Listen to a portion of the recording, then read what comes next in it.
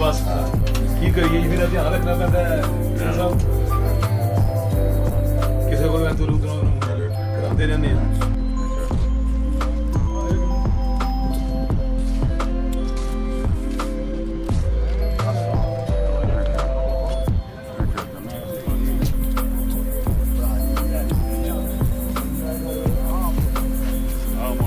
Daddy जान love you. कैसे आप ठीक है सर? अस्सलाम वालेकुम सर। तो इधर ही बैठो बाहर में जनाब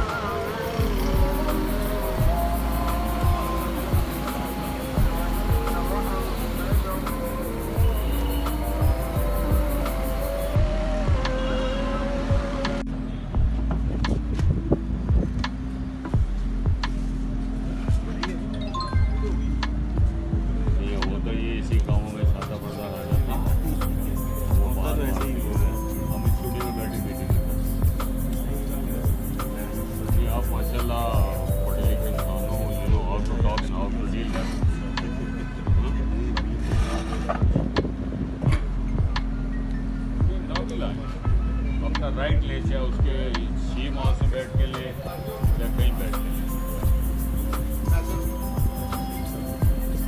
आने आने में 6 महीने लग जाएंगे जहाँ बैठने के लिए उसी को कहना है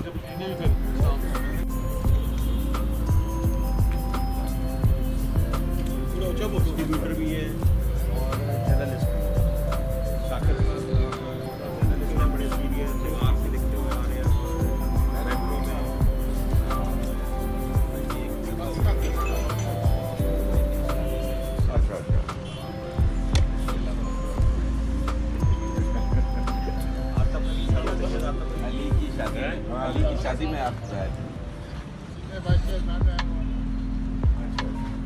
सैयद आतिफ अली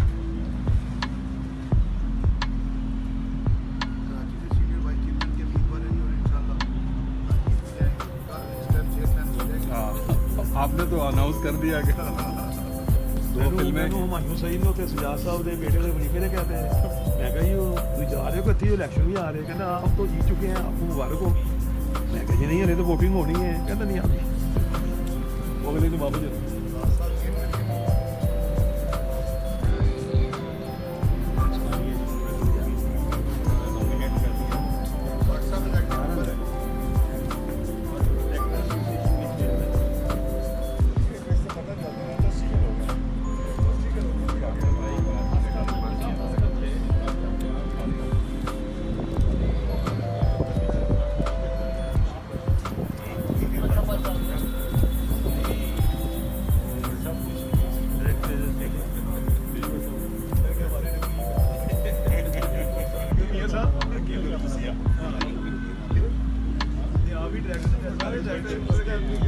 प्रोफेशनल